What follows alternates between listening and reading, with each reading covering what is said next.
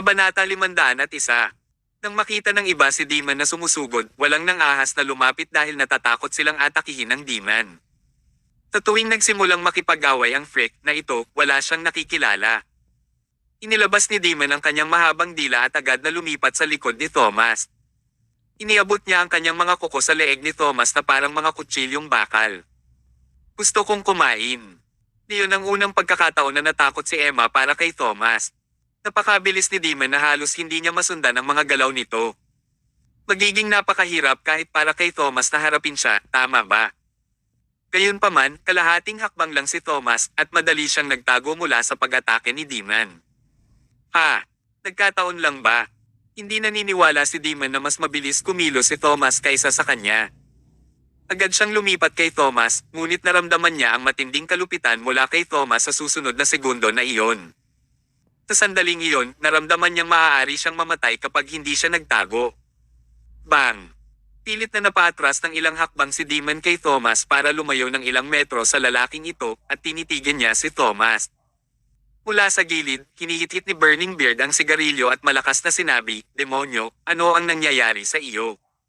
Mabilis siyang patayin. Magdadagdag ako ng pagkain para sa iyo." Pagdaragdag sa isang pagkain. Agad na na-trigger ang emosyon ng demonyo. Pumunta ka sa impyerno. Manikali sumugod si Demon at tumalon ng 1 metro ang layo niya kay Thomas. Ibinuka niya ang kanyang mga paa at gusto niyang ipalibot ito sa leeg ni Thomas. Natakot ang mga tao sa paligid nang makita nila ito.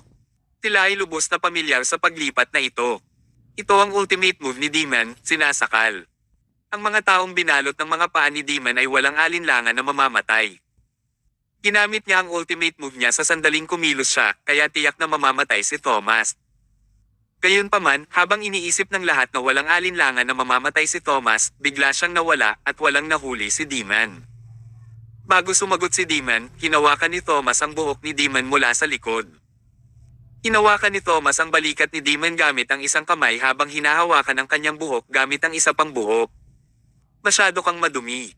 Sabay na naglagay ng lakas si Thomas sa magkabilang kamay at ang buhok ni Demon ay nahila ng may puffing sound.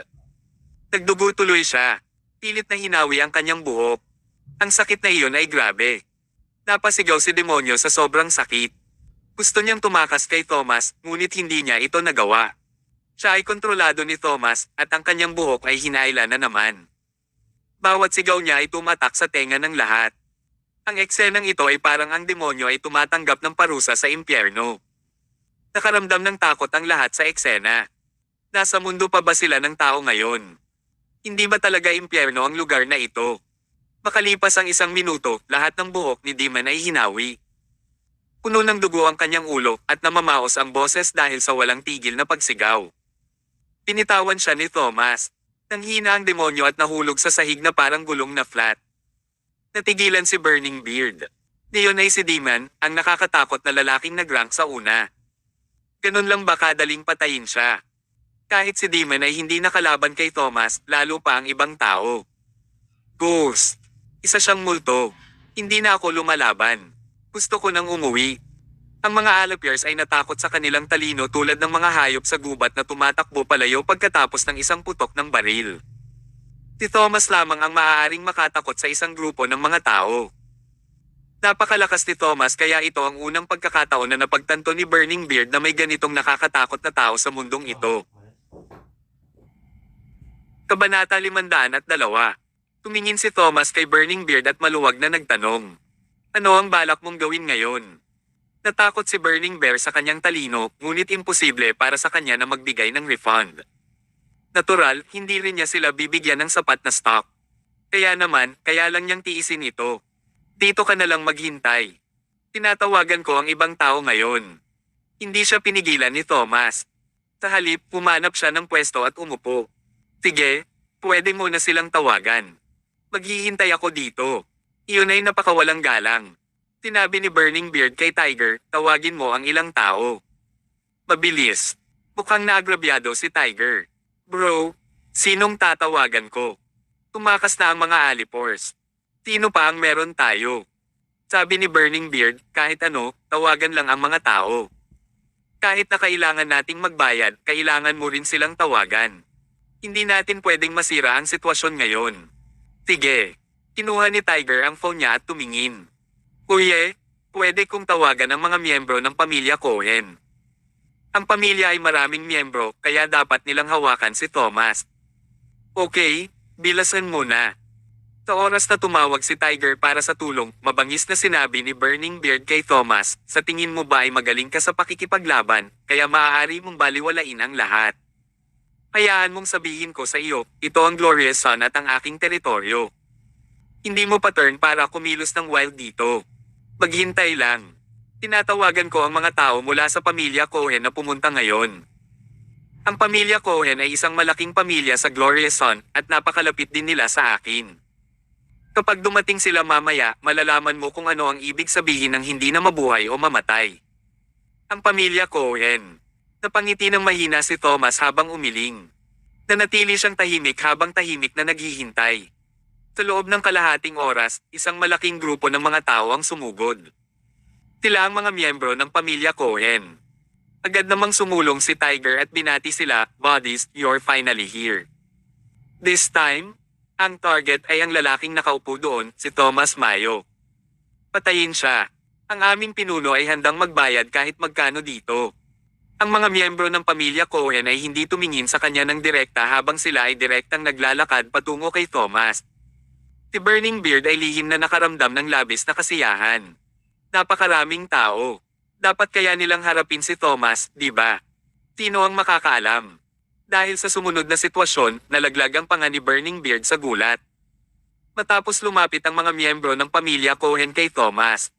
Lumuhad sila ng kalahati sa harap ni Thomas sa maayos na paraan, at sinabi nila, "Inutusan kaming pumunta rito para tulungan si Ginoong Mayo. Kung kailangan mo kami para sa anumang bagay, mangyaring ibigay sa amin ang iyong mga tagubilin." Tumango si Thomas at ikinaway ang kamay. "Tumayo ka muna sa gilid." "Opo, Ginoo." Tumayo ang lahat ng miyembro ng pamilya Cohen at pumunta sa gilid. Isang malaking grupo ng mga tao ang agad na tumabi kay Thomas. Napakalakas na ni Thomas. Nang magkaroon siya ng tulong mula sa mga miyembro ng pamilya Cohen, naging mas may kakayahan siya. Napatulala si Burning Beard. Ano ang nangyayari? Ginugol niya ang kanyang pera upang kunin sila upang magtrabaho para sa kanya, ngunit bakit tinutulungan ng mga taong kinuha niya ang kanyang kaaway? Mukhang matagal nang kilala ng mga miyembro ng pamilya Cohen si Thomas. Pinandilatan ni Burning Beard si Tiger. "Darn it, paano mo ginawa ang mga bagay na yan?" Mukhang walang magawa si Tiger. "Hindi ko rin alam na matagal nang kilala ng pamilya Cohen si Thomas. Hindi mo ako masisisi dito." Samantala, tinanong ni Thomas, "Burning Beard, ano ang balak mong gawin ngayon?" Nagkiskisa ng mga ngipin ni Burning Beard. "Thomas Mayo, huwag kang masyadong mayabang. Huwag kailanman isipin na ikaw ay mahusay pagkatapos na konektado sa pamilya Cohen. Sa Glorious Sun, ang pamilyang Cohen ay isang pamilya sa baitang ng kolehiyo. Hindi sila karapat-dapat na banggitin. Maghintay lang. Kukuha ako ng isang mahusay na papatay sa iyo. Tertiary grade." Noong gusto niyang harapin si Thomas, ipinagmamalaki niya ang pamilyang Cohen bilang nangungunang pamilya. Bahagyang ngumiti si Thomas habang hinahayaan niya si Emma na lumapit at umupo sa tabi niya. Sabi ni Emma, "Thomas, bakit hindi mo siya pinigilan? Paano kung tawagin niya ang isang magaling na pumunta dito? Kumalma ka. Hayaan mo na lang siyang tumawag kung sino man iyon. Ipapaalam ko sa kanya na madali ko rin siyang matatapos kahit na nasa Glorious Sun tayo at nasa teritoryo niya tayo." Kabanata 503.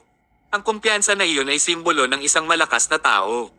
Ilang sandali pa, nakipag-ugnayan si Tiger sa isa pang grupo ng mga tao. "Bro, tapos na. Ang mga taong darating sa oras na ito ay magiging mas makapangyarihan." "Sino sila?" "Red Mist Front." Tumawa si Burning Beard. Ang Red Mist Front ay isang grupo ng mga kriminal at ang kanilang mga pamamaraan ay napakalupit. Itinuring silang nangungunang mga kriminal sa Southland District. Tinabi niya kay Thomas, "Haha, tapos ka na. Alam mo ba kung sino ang tinawagan ko this time?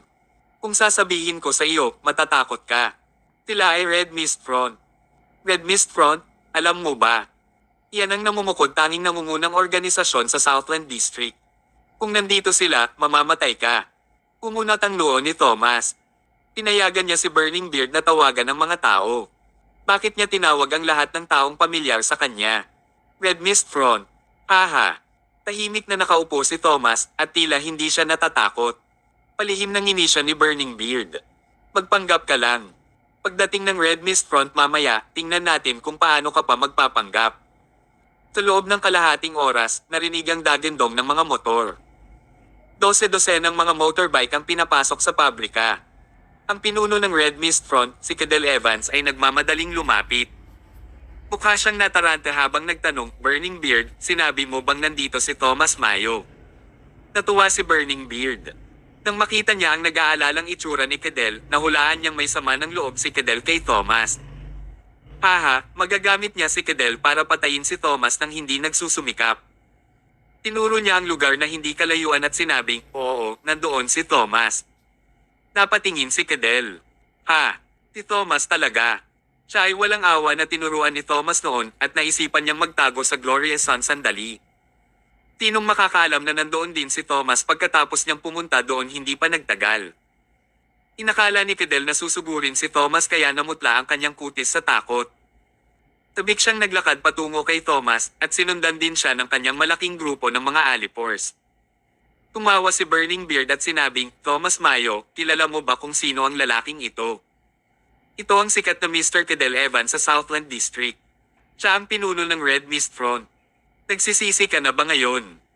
Ang kinahinatnan ng pagkakasala sa akin ay, bago pa siya matapos magsalita, isang hindi kapani-paniwalang eksena ang nangyari. Pinangunahan ni Cadel ang isang malaking grupo ng mga alipors para lumuhad sa sahig. Para itong mga anak na lumuhad sa harapan ng kanilang ama. Lahat sila ay lumuhad ng may paggalang at hindi sila nang ahas na itaas ang kanilang mga ulo. Hindi tumayo si Burning Beard at halos makagat niya ang kanyang dila. Ano ba ang ginagawa nila? Miyembro ba talaga sila ng Red Mist Front? Bakit parang mga pagong sila? Tumingin si Burning Beard kay Tiger. Ano? Anong nangyayari? Si Tiger naman ay mukhang tulala. Tikat ang Red Mist Front sa malupit nitong pamamaraan. Nakagawa sila ng lahat ng uri ng krimen. Pero, bakit diretso silang lumuhad pagdating nila bago pa man sila mag-away? Napakamot ng ulo si Tiger. Bro, hindi ko rin maintindihan kung ano ang sitwasyon. Samantala, sinabi ni Cadel na may petty tone, Mr. Mayo, ako at ang aking mga tao ay nakarating lamang sa lugar na ito. Wala kaming ginawang masama at napakahusay ng pag-uugali namin. Please wag mo kaming saktan. Nagmamakaawa ba sila? Nagmamakaawa ba sila bago sila magsimulang mag-away? Ang sitwasyon ngayon ay nagpagulat kay Burning Beard at Tiger. May mga kilala silang mga taong mahiyain, ngunit hindi pa sila nakakita ganoon kamahiyain. Red Mist Front. Dapat palitan na lang nila ng coward team ang pangalan nila.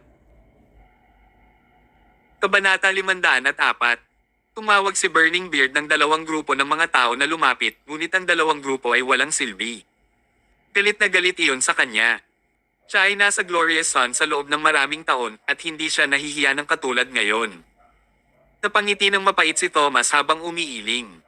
Tinabi niya kay Cadel, you've misunderstood. Pumili lang ako ng bakal. Di ako nagpunta dito para lumaban sa iyo. Matapos itong marinig ni Cadel, sa wakas ay gumaan ang pakiramdam niya. Ipinagpatuloy ni Thomas ang pagsasabing, ngunit Mr. Evans, gusto ni Burning Beard na ikaw ang humawak sa akin. Anong balak mong gawin? Hawakan si Thomas. Kahit na napakatapang ni Cadel, hindi rin niya pinambihasang gawin iyon. Patuloy niyang winawagayway ang kanyang mga kamay. Ginoong Mayo, mangyaring huwag gumawa ng ganitong uri ng biro sa akin. Hindi ko yan kinakaya. Tumayo si Cadel at sinabi niya sa kanyang mga tao, mga kapatid, hawakan mo si Burning Beard kasama ko para mailabas ang galit kay Mr. Mayo. Oo. Ang Red Mist Front ay hindi nang ahas na hawakan si Thomas pero kaya nilang harapin si Burning Beard. Ngunit, pinigilan sila ni Thomas. Hindi na kailangan yan. Tumabi ka muna. Kakayanin ko naman si Burning Beard. Sige. Tinala ni Cadel ang kanyang mga tao upang tumayo sa kabilang panig. Sa kasong ito, ang mga miyembro ng pamilya Cohen ay nakatayo sa kaliwang bahagi, habang ang Red Mist Front ay nakatayo sa kanang bahagi. Sa gitna, umiral ang isang malahalimaw na tulad ni Thomas. Nang magtipon ng mga kapangyarihang ito, halos hindi kapanipaniwala si Thomas. Si Burning Beard ay lubos na natulala. Hindi niya kayang hawakan ang alinman sa mga kapangyarihang ito, lalo na kung pinagsama ang nga ito. Ano ang dapat niyang gawin? Napatingin si Cadell kay Tiger. Mag-isip ka agad ng solusyon. Umiyak si Tiger habang sinasabi, "Bro, nakita mo na rin ang sitwasyong ito ngayon. Anong solusyon ang gusto mong isipin ko?" Taglit na nag-iisip si Tiger bago niya sinabing, "Dahil nangyari ito, bro, hanapin na lang natin sila." Sila, Dark Sun. Nang makita niya ang pangalan, maging si Burning Beard ay nagulat din. Ang Dark Sun ang pinakamalaking grupo ng mga gangster sa Glorious Sun. Ang kanilang pinuno, si Blind Bear ay naging big shot sa Glorious Sun. Ang kanyang pagiging epektibo sa pakikipaglaban ay napakalakas at mas malakas pa siya sa isang antas kaysa kay Demon. Kung tinulungan sila ng Dark Sun, naniniwala sila na madali nilang matatapos ang mga taong ito. Ang problema ay napakamahal na humingi ng tulong sa Dark Sun. Maaaring kailanganin nilang ibayad ang lahat ng perang kinita nila sa pagkakataong ito. Nag-aalalang sabi ni Tiger, "Bro, huwag ka nang mag-alinlangan pa. Sa ngayon, maaari lang kaming humingi ng tulong sa mga tao mula sa Dark Sun. Kumastos ka lang ng pera." Pakiramdam niya ay walang magawa. Isang mahabang buntong hininga ang pinakawalan ni Burning Beard. "Sige, gawin mo na lang ang sinabi mo. Tawagan mo si Blind Bear." Tinawagan agad ni Tiger si Blind Bear. Pagkatapos ng ilang diskusyon, tumango si Tiger. Walang problema, malapit nang dumating ang mga Dark Sun. Personal na dadalhin ng Blind Bear ang kanyang mga tao. Napangiti si Burning Beard. Nagsindi siya ng sigarilyo at mukhang kalmado ang mukha niya. "Thomas Mayo, sa palagay mo ba may maipagmamalaki ka pa pagkatapos mong maging konektado sa pamilyang Cohen at mayroon kang Red Mist Front? Let me tell you, itong dalawang grupong ito ay mga lumang basura lang. Sa Glorious Sun, alam mo ba ang pinakadakilang kapangyarihan?" Umalaklak si Thomas. "Ano ito?" Itinaas ni Burning Beard ang kanyang ulo at nagsalita sa labis na paraan. "Kapag sinabi ko sa'yo, magugulat ka. Ang pinakamalaking kapangyarihan sa Glorious Sun ay Dark Sun. Ang buong Glorious Sun ay kinokontrol ng Dark Sun. Ang kanilang pinuno, si Blind Bear, ay mas mahusay kaysa sa Demon. Nakipag-ugnayan na ako kay Dark Sun. Personal na dadalhin ni Blind Bear ang kanyang mga tao mamaya. Thomas Mayo, huli na para magsisi ka ngayon. Ngayon, gusto kong mamatay ka ng walang libingan." Sabay tingin kay Emma at dinilaan niya ang labi. "Pero huwag kang mag-alala, aalagaan ko ng mabuti ang babae mo para sa iyo." Haha. Kabanata 505. Namula ang kutis ni Emma at hinawakan niya ng mahigpit ang braso ni Thomas. Si Thomas ay mukhang kalmado, ngunit nakaramdam siya ng galit. "Mamamatay na walang sementeryo. Mabuti, hahayaan kitang mamatay ng walang libingan." Ilang sandali lang, isang malaking grupo ng mga tao ang dumating sa pabrika. Mukhang umabot sa 100 tao ang dumating at lahat sila ay may hawak na malalaking kutsilyo. Nagpakita silang agresibo. Galing sila sa Dark Sun. Bukod roon, personal silang dinala ng Blind Bear. Matapos silang bugbugin kahapon, galit pa rin si Blind Bear. Simula nang ipanganak siya, hindi pa siya nakaranas ng ganitong kahihiyan. Nag-iisip siya ng pagkakataon para mailabas ang galit niya. Nagkataon namang tinawag siya ni Burning Beard para tumulong na mapatay ang isang tao. Sumang-ayon si Blind Beard nang hindi nag-iisip. Kahit walang bayad, tutulong din siya sa gagawin nilang ito. Walang ibang layunin at gusto lang niyang ilabas ang kanyang galit. Nang makitang dinala ni Blind Bear ang kanyang mga tao upang lumakad ng buong pagmamalaki, ang mga miyembro ng pamilya Cohen at Red Mist Front ay nakaramdam ng kaunting kaba. Matagal na silang nasa Glorious Sun, kaya natural na alam nila ang kakayahan ng Dark Sun. Ang grupong ito ay ang mga underground na gangster sa Glorious Sun at napakalakas nila. Magtipon man ang ibang grupo, hindi sila kasing lakas ng Dark Sun. Sa Glorious Sun, ang ibig sabihin ng pagkakasala sa Dark Sun ay pagkakasala sa Grim Reaper. Hindi sila mananatiling buhay. Naglakas loob din si Burning Beard na hindi maging pabaya. Itinapon niya ang sigarilyo, tumakbo, at nahihiyang sinabi, "Boss Bear, sa wakas nandito ka na. I'm being bullied by an outsider so miserably. Kailangan mo akong tulungan." Malamig na sinabi ni Blind Bear, "Hindi ako interesadong tulungan ka. Gusto ko lang ilabas ang galit ko sa isang tao. Ang swerte mo, tutulungan kitang harapin ang lalaking iyon para lang mailabas ang galit ko." Matingkad na ngumiti si Burning Beard. "Salamat ng maaga, Boss Bear. Ang Blind Bear ay nagtanong, nasaan ang taong gusto mong harapin? Ayan na siya. Inabot ni Burning Beard si Thomas. Pagkatapos, sabay na tumingin si Blind Bear at ang kanyang mga alligators. Boss Bear? Hindi masama ang lalaking iyon. Medyo may kakayahan siya. Kailangan mong mag-ingat. Bukod dito, konektado siya sa pamilyang Cohen at pinasuko rin niya ang maraming miyembro ng Red Mist Front. Nanunuya si Blind Bear. Ang pamilya Cohen. Red Mist Front. Sa mga mata ni Blind Bear, iyon ay mga basura lamang na nahuhuli, kaya madali niyang naayos ang mga basurang iyon. Kung ang pamilya Cohen at ang Red Mist Front ay maglakas loob na tulungan ang lalaking iyon, si Blind Bear ay magkakaayos din sa kanila. Mga kaibigan, sumama ka sa akin. Lumakad si Blind Bear sa direksyon ni Thomas sa isang mapang-akit na paraan. Habang tinatahak niya ang kanyang daan, unti-unting umikli ang distansya. Nang makalapit siya ay nakita niyang may mali.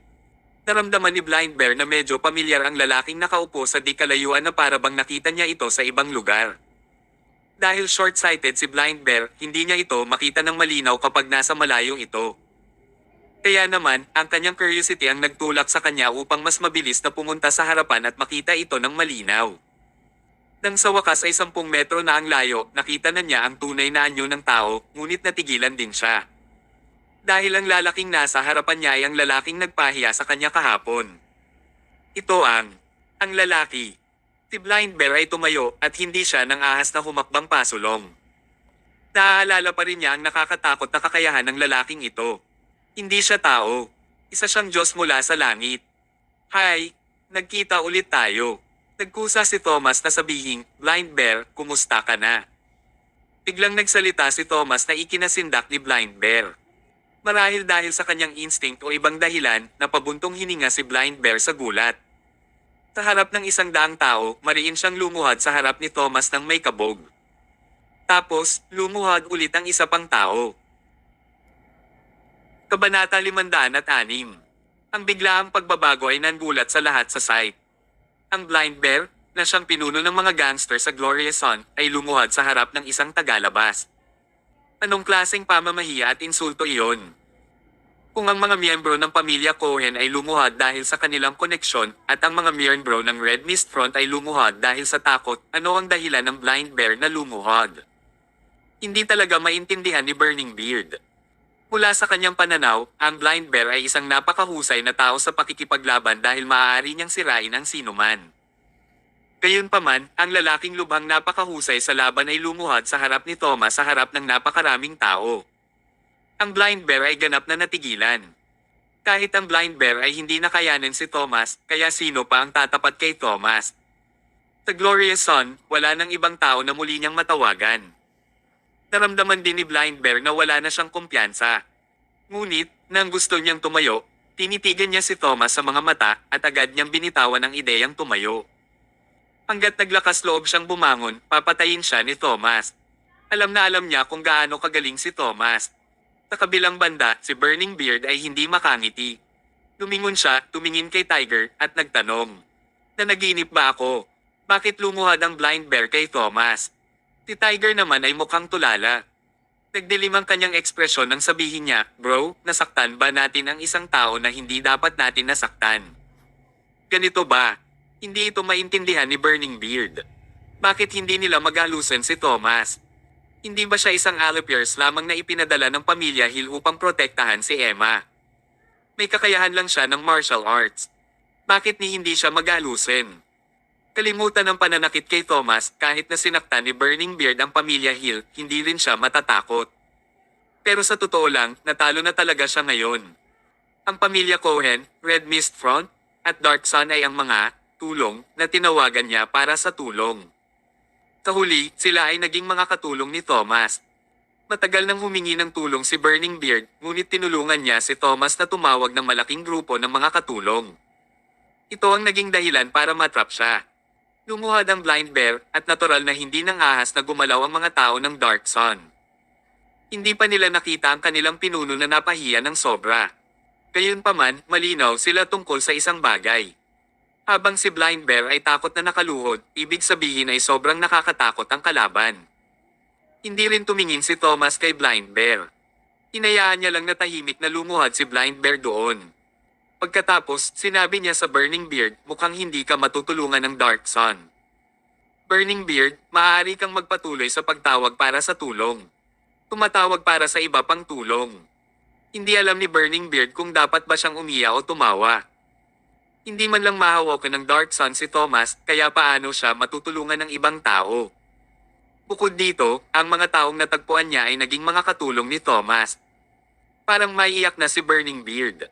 Kung patuloy siyang humihingi ng tulong, mas magiging passive siya. Sa oras na ito, biglang sumugod si Tiger, lumuhod, at patuloy na ibinagsak ang kanyang ulo sa sahig. Ginoong Mayo, ang lahat ay minamanipula lamang ng Burning Beard.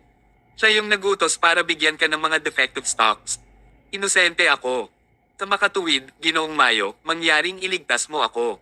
Handa akong gawin ang lahat para sa iyo.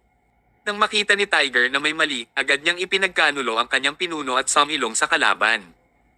Ang isang fence-sitter tulad ni Tiger ay medyo karaniwan. Gayunpaman, pinakasinusuklaman ni Thomas ang ganitong uri ng tao. Nagpakawala siya ng isang suntok. Tumama sa kanyang mga binti upang magbigay ng babala. Opo, Ginoo. Unang kumilos ang mga miyembro ng pamilya Cohen. Wala silang pakialam kung gaano kalakas ang pagsigaw ni Tiger. Ang kanyang mga binti ay binali ng mga miyembro ng pamilya Cohen at maaari lamang siyang humingi ng awa sa natitirang bahagi ng kanyang buhay. Kasunod nito, turn ni Burning Beard. Nang makita niya ang ganitong sitwasyon at maalala ang mga sinabi niya noon, alam niyang tiyak na hindi siya patatawarin ni Thomas. Magmakaawa man siya, sa huli ay kasuklam-suklam pa din ang sasapitin niya. Kabanata 507. Kinagat niya ang kanyang mga ngipin at sinabing, Thomas Mayo, ang galing mo. Hindi ako makalaban ngayon. Gawin mo ang lahat ng gusto mo. Pumalakpak si Thomas. Napakagaling. Mayroon kang integridad. Tumayo siya at kumuha ng kutsilyo sa sahig bago siya naglakad patungo sa Burning Beard at tinitigan siya ng 3 segundo. Gusto kitang mamatay. Itinaas ni Thomas ang kanyang kamay at hinampas, ngunit natigil ang kutsilyo ng 1 sentimetro ang layo nito sa leeg ni Burning Beard. Actually, gusto lang niyang takutin si Burning Beard. Hindi niya talaga gustong patayin siya. Nawala ang espiritu ng pagiging matatag ni Burning Beard at agad siyang nakaramdam ng panghihina at napaupo sa lupa. Patuloy siyang umiiyak habang sumisigaw ng malakas, I'm sorry. Sorry talaga. Ginoong Mayo, patawarin mo ako. Ayokong mamatay. Napangisi si Thomas. Ang taong ito ay nag-aatubili lamang na sumuko at siya ay agad na matatakot pagkatapos matakot ng ilang sandali. Itinapon niya ang isang kutsilyo sa tabi at walang pakialam niyang sinabi, sa totoo lang ang layunin ko sa pagpunta sa Dark Sun sa pagkakataong ito ay bumili ng bakal, hindi para pumatay ng tao. Burning Beard, hanggat binibigyan mo ako ng sapat na stock, magagawa mong manatiling buhay. Hindi alam ni Burning Beard kung dapat ba siyang umiyak o tumawa. Gusto niyang manatiling buhay, ngunit maaari ba? Ginoong Mayo, hayaan mo akong maging tapat sa iyo. Hindi sa hindi kita binibigyan ng mga stock, ngunit wala akong sapat na mga stock sa aking pabrika. Kaya, maaari ko lamang ibigay sa iyo ang mga bakal ay may mga sira. Wala akong mga stock, kaya walang silbi kahit gaano mo pa ako pilitin. Kumunat ang noo ni Thomas at may naisip siyang masama. Kulang ang stocks. Haha. Di alintana niyang sinabi, wala akong pakitungkol doon. Kung wala kang sapat na stock, umalis ka at bumili sa ibang kumpanya. 2 PM na ngayon. Bibigyan kita ng 3 oras. Sa oras na 5 PM, kung hindi mo pa rin may handa ang stock na gusto ko, kukunin ko ang iyong buhay. Sa sobrang takot ni Burning Beard ay muntik na siyang maihi. Huwag, Ginoong Mayo. Pupunta ako at gagawin ko ito ngayon. Para mabuhay, hindi rin mapakali si Burning Beard sa kanyang kita. Direkta niyang inilabas ang kanyang telepono para tumawag sa isa pang pagawaan ng bakal at hiniling na makuha agad ang stock. Ito ay napakabihirang at napakahirap na humingi ng stock kaagad. Ngunit hanggat mayroon siyang pera, magagawa niya iyon. Pinayaran ni Burning Beard ang lahat ng perang ibinigay sa kanya ni Emma. At pilit niyang binili ang bakal mula sa ibang mga pabrika na may presyong 4 na beses na mas mataas kaysa sa halaga sa pamilihan. Hiniling niya sa kanila na ipadala ito kaagad. Ang limitasyon sa oras ay 3 oras, ngunit ang aktwal na bilis ay talagang napakataas. 1 oras lang ang inabot niya para maihanda ang lahat ng stock. Hindi gumastos si Thomas ng dagdag na pera at nakuha niya ang lahat ng stock. Tumango siya. Hindi mo malalaman kung gaano kalaki ang iyong potensyal kung hindi ka napipilitan. Tingnan, hindi mo ba ito ginawa ng maayos? Si Burning Beard ay nakaramdam ng pagkadurog ng puso. Para makuha ang batch ng stock na ito, binayaran niya ang lahat ng perang ibinigay sa kanya ni Emma at kumuha pa siya ng karagdagang malaking halaga ng pera. Sa huli, nawalan siya ng bayad at nagastos din siya ng sarili niyang pera. Sa huli, kinuha ni Thomas ang stock. Masasabing malaki ang pagkatalo niya. Pagkatapos ng insidenteng ito, ganap na natapos ang kanyang pabrika. Naisip niya na hindi niya mababayaran ang kanyang mga trabahador. Si Burning Beard ay nakaramdam ng pagkasira ng puso at labis niyang pinagsisihan ito. Siya ay isang lalaki na napakalaki ng katawan at siya ay umiyak ng labis na parang isang batang babae. Boo! Ano ang nais kong makuha mula dito? Kung alam kong ito na ang katapusan, dapat sinabi ko na wala akong sapat na stock. Kung gayon, ayos lang hindi ba? Ga! Kabanata 508. Nang makita ni Thomas si Burning Beard na nakaupo na may panghihinayang, ngumiti siya ng mahina at umiling. Pagkatapos, tumalikod siya at naglakad papunta kay Emma. Emma, tingnan mo ang stock. Sige. Agad na tumayo si Emma at tiningnan ang pinakabagong batch ng stock. Walang problema. Ang buong stock ay pumasa sa kalidad ng kasiguruhan. Tumango si Thomas at sinabi niya sa iba, sige, natapos ko na ang mga gawain ko, kaya uuwi na ako. Lahat kayo pwede nang umalis. Maging mas low-key sa hinaharap. Pagkatapos magsalita ni Thomas, hinawakan niya ang kamay ni Emma at lumabas ng pabrika. Pagkatapos, sunod-sunod ding umalis ang mga miyembro ng pamilya Cohen, Dark Sun, at Red Mist Front. Ang batch ng stock na iyon ay pagkatapos ay inihatid sa pamilya ng Hill ayon sa pamamaraan. Tanging si Burning Beard lamang ang nakaupo pa rin sa pabrika. Nilaibat niya ang tingin sa walang laman na pabrika at hindi niya napigil ang umiyak. Kung naglalaro ka ng apoy, sa huli ay masusunog ka. Palagi niyang ginagawa ang lahat ng uri ng masamang bagay kaya tiyak na mapaparusahan siya. Ngunit, ang parusang ito ay lubos na walang awa. Palubog na ang araw at umihip ang simoy ng hangin. Ang naka-streamline na Ferrari supercar ay mabilis na pinaandar sa aspaltong kalsada. Sa sasakyan, iniunat ni Emma ang kanyang katawan at inilabas niya ang lahat ng emosyon na matagal niyang pinipigilan. Masaya niyang sinabi, sa wakas natapos na ang misyon na ito. Makakauwi na tayo sa wakas. Ang 2 araw na ito ay mas mahaba sa 2 buwan.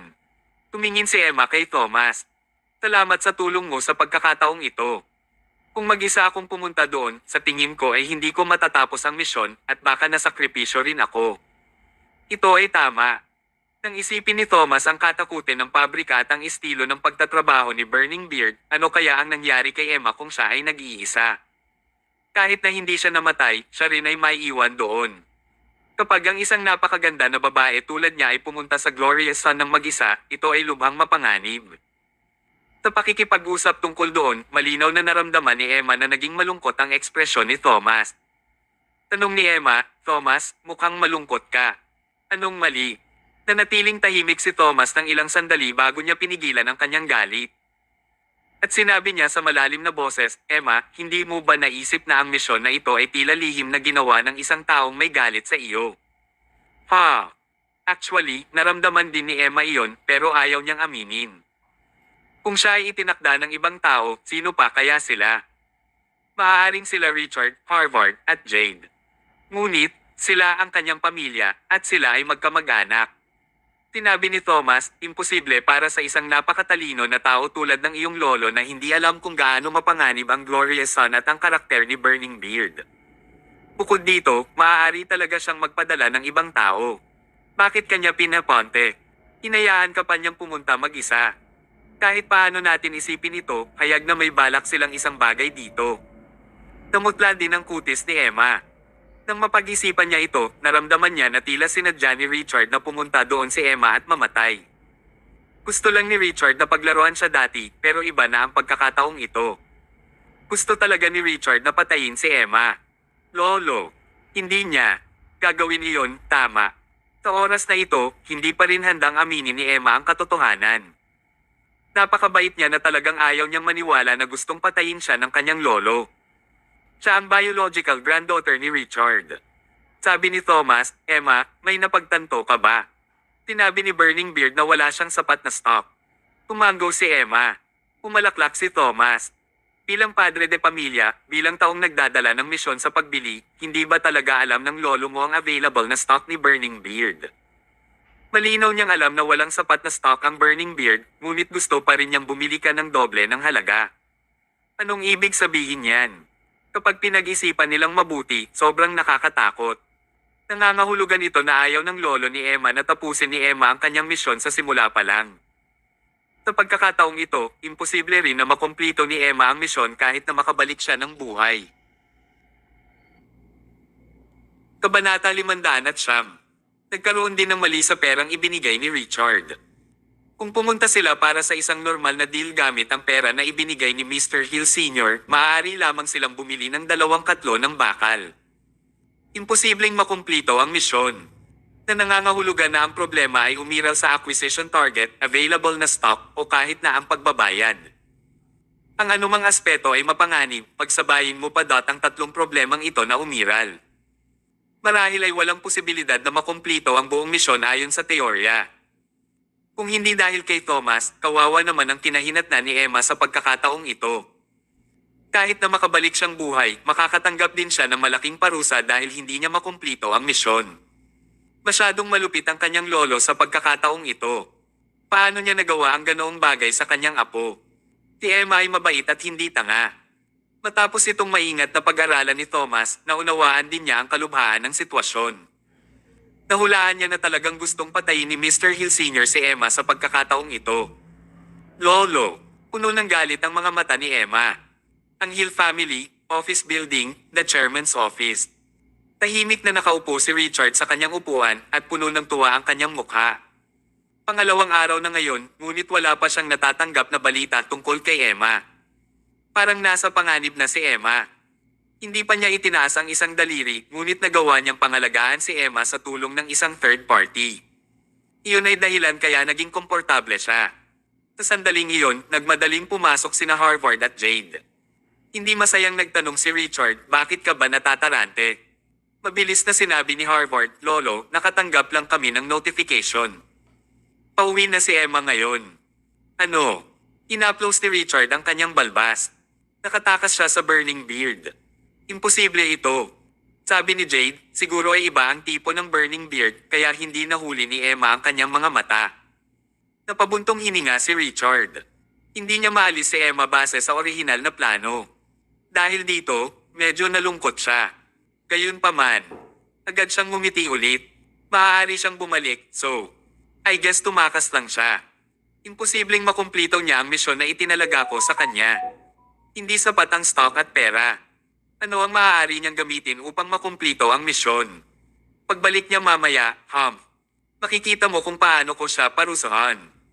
Hahayaan ko siyang ibalik ang lahat ng 10% ng shares ng Hill family at pupalayasin ko siya palabas ng Hill family. Nagkatinginan sina Jade at Harvard at tumawa sila. Emma Hill, maaari kang bumalik kaya napunta ka lang mula sa isang bitag patungo sa isa pang bitag. Lahat ng ito ay dahil palagi kang nakikipag-hangout kay Thomas at hindi nagpakita ng anumang paggalang kay Lolo. Karapat-dapat ka. Makalipas ang 20 minuto, dumating sina Emma at Thomas. Tumayo si Richard at ikinaway ang manggas. Pero na alamin natin ang pagkakamali niya. Pero na. Naglakad sina Harvard at Jade sa likod ni Richard para bumaba at salubungin si Emma. Paglabas nila ay may nakita silang Ferrari na nakaparada sa di kalayuan. 2 tao ang lumabas sa kotse at may isang lalaki at isang babae. Sila Thomas at Emma. Puno ng paghamak ang mga mata ni Richard. Sa kabilang banda, hindi rin nagpakita ng magandang ekspresyon si Emma. Matapos niyang maunawaan ang totoong intensyon ni Richard, labis niyang kinasusuklaman ang kanyang lolo. Sa una, sila ay mga miyembro ng pamilya na may kaugnayan sa biolohikal, ngunit lubos nilang tinalikuran ang isa't isa pagkatapos ng misyon na ito sa Glorious Sun. Emma, nagbalik ka. Oo, Lolo. Kabanata 510. Sa sandaling nagkita sila, naging matindi ang sitwasyon. Ito rin ang unang pagkakataon na naramdaman ni Richard ang malakas na galit na aura mula sa mabait at mahinhin na si Emma. Alam niyang nasaktan na niya si Emma sa pagkakataong ito.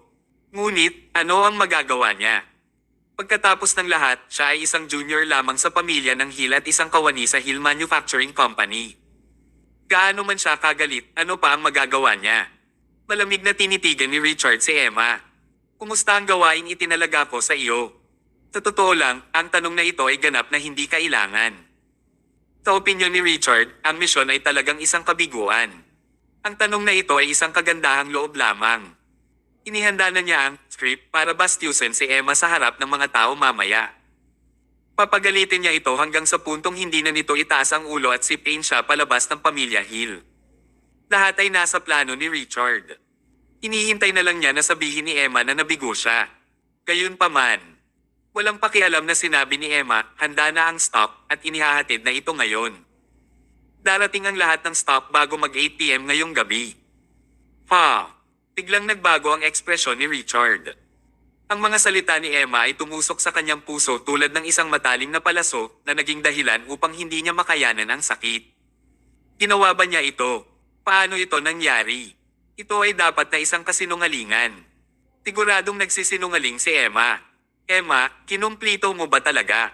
Ito ay napakahalaga. Please huwag mo akong pagtawanan. Napangiti si Emma. Bakit? Lolo, mukhang malungkot ka na parang ayaw mong matapos ko ang misyon. Nagbago ang ekspresyon ni Richard. Walang ganoon. Paano mo ako naiisipan ng ganyan? Ngunit napakahirap ng misyon na ito.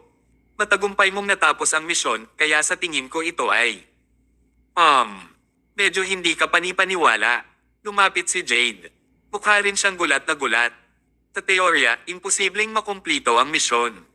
Tinanong niya, Emma, binili mo ba ang bakal sa Burning Beard? Kwalipikado ba ang kalidad ng bakal? Hindi ka naman gumastos ng extra, di ba? Nang marinig ito ni Emma, mas nakaramdam siya ng takot. Dahil nang sabihin ni Jade ang mga ito, sinabi nito na naunawaan ni Emma ang sitwasyon sa Glorious Sun. Dati, maliit lang ang expectation ni Emma. Umaasa na lang siya na nag-overthink siya at walang intensyon ng lolo niya na saktan siya. Ngunit pagkatapos niyang marinig ang sinabi ni Jade, tuluyan na siyang nawalan ng pag-asa.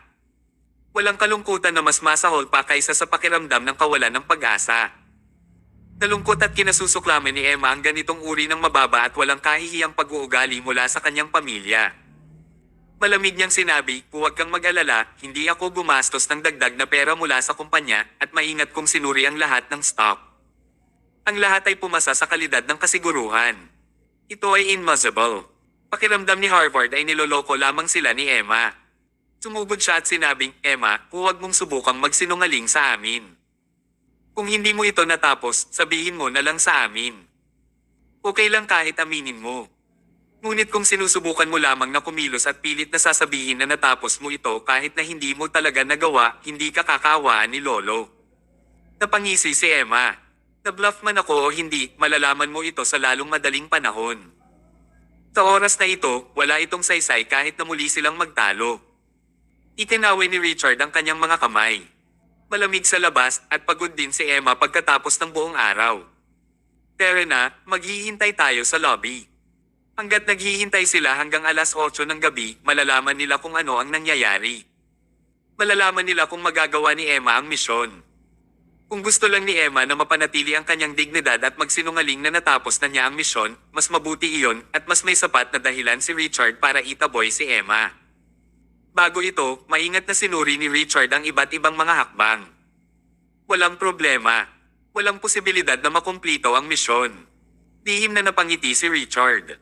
Buo ang kanyang paniniwala na pinapatagal lamang ni Emma ang oras.